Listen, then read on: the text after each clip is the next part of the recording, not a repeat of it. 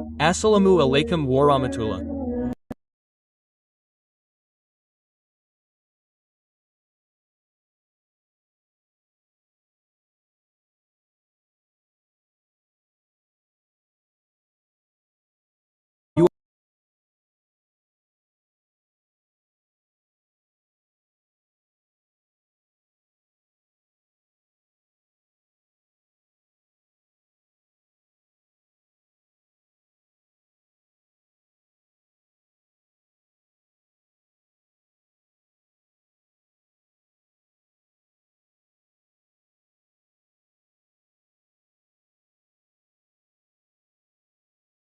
You are all well.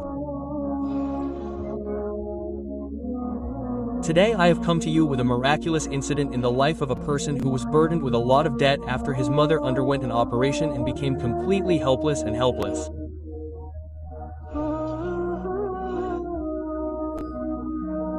But by the infinite mercy of Allah, finally, due to his istighfar and prayers, suddenly one day, miraculously and unexpectedly, all his debts were paid off and capital for a new business was raised, as a result of which he is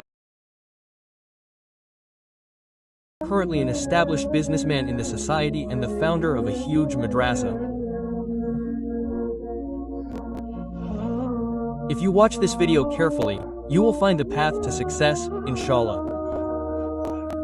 So watch the entire video carefully and stay with Eeman TV by subscribing to the channel. Dear viewers, a person named Muhammad Abdullah came to the busy city of Dhaka at the age of just 17 in search of work. But due to poverty and the death of his father at a very young age, the burden of his sad mother fell on his shoulders. He came to Dhaka with his mother and started living in a small house on rent. He chose to drive a rented auto as his profession. The mother and son had a very good life. Within just a year, he saved money and bought an auto himself. He had a few companions who were very religious and prayerful. Abdullah became a 5-time prayerful and a man of God by walking with them. One of his companions was fatherless like Abdullah and he loved Abdullah very much. Then he got Abdullah married to his sister on his own initiative. Abdullah was only 20 years old at that time.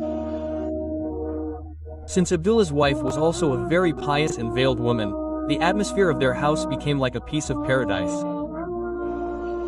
A few days after the marriage, his mother suddenly became very ill. She could not eat anything. After taking her to the hospital, the doctor told her that a tumor had formed in her throat a long time ago, which is called the thyroid gland in medical terms. Since the size of the tumor had grown very large, she was feeling very sick and could not eat anything. His mother needed an emergency operation. The doctor also suggested that he get the operation done in a good hospital, because the operation would require cutting a part of her throat, which is very sensitive. Then, after searching in a private hospital, Abdullah came to know that it would cost him about 150,000 taka to get this operation done. A few days ago, all the money he had saved for his wedding had been spent. He did not have a single taka in his hand at that time. Then, his wife and his wife's elder brother, i.e. his faithful companion, tried hard and collected 60,000 taka. But he needed about 100,000 taka more. Finding no other way, he borrowed 100,000 taka from the garage where he kept his car for 100 days on interest. Finally, his mother underwent the operation and he returned home from the hospital with his mother 4 days after the operation. The next day, when he was going on a trip with his car, his garage owner told him that his daily installment was 1,200 taka, the term of which was 100 days from that day. If he confiscated. After hearing these words, Abdullah went out on a trip with the car. He understood very well that it was not possible to pay the daily installment of 1,200 taka by running his family with the income from the car. He started saying Astaghfirullah constantly. Astaghfirullah means I seek forgiveness from Allah. The reciter of Astaghfirullah with sincerity is called istighfar. He kept saying istighfar while driving the auto all day long. In addition, he kept praying to Allah after every prayer. Allahu magfini bihalalika aharamaka alika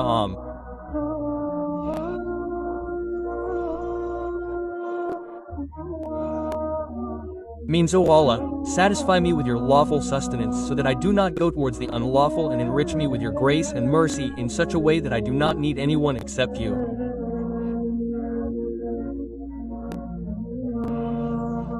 And Yamahat means, O Allah, you are the all-living and the protector of everything.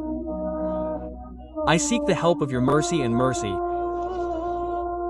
At the end of the day, Abdullah shopped for his house, and out of the 1200 taka of daily installments, he gave 600 taka to the garage owner and said, "You keep depositing 600 taka daily. I have a sick mother at home. She needs money every day for her medicine. But don't worry. I will repay you the entire amount within 100 days, God willing. And if I can't, I will give you my car." Quote. The garage owner nodded his head in agreement and replied, "The money is 1,20,000 with interest, keep that in mind. And the time is 100 days, but it means 100 days." Quote. Abdullah replied, "God willing." Then he continued to seek help from Allah through constant istighfar and 2 precious prayers at the end of every prayer, shedding tears. He continued to spend his days with the belief that Allah does not return any servant empty-handed. On the other hand, his mother did not know anything about this loan. When her mother asked something, she would answer, "Allah has made arrangements." Even though he lived a very difficult day in front of his mother, Abdullah always spoke with a smile, as if nothing had happened. This is how the 100th day passed. But instead of 1,20,000 taka, only 57,000 taka, which was more than half. That morning, the garage owner called Abdullah and asked for the car keys. Abdullah, without getting into any argument, immediately gave him the car keys. The garage owner priced his car at 80,000 taka and gave the remaining 13,000 taka to Abdullah. He was surprised and asked, "If you gave me your car so easily, for how long could you have requested it?" Abdullah replied, "This car was given to me by Allah. Now, it must have been taken away from me for my own good. Insha'Allah, it will be good for me." Quote. Saying this, Abdullah left from there. After leaving, he started thinking where he had gone wrong. Why did this happen to him? Then he consoled his mind by explaining that at least my mother has recovered. Along with that, my debt has also been paid in full. That too in exchange for my auto car legally. Then he performed the Zuhr prayer and thanked Allah countless times for paying off his debt and for his mother's health, saying Alhamdulillah and praying, and said, "O Allah, give me the mental strength to start a new life and grant me halal sustenance and blessings."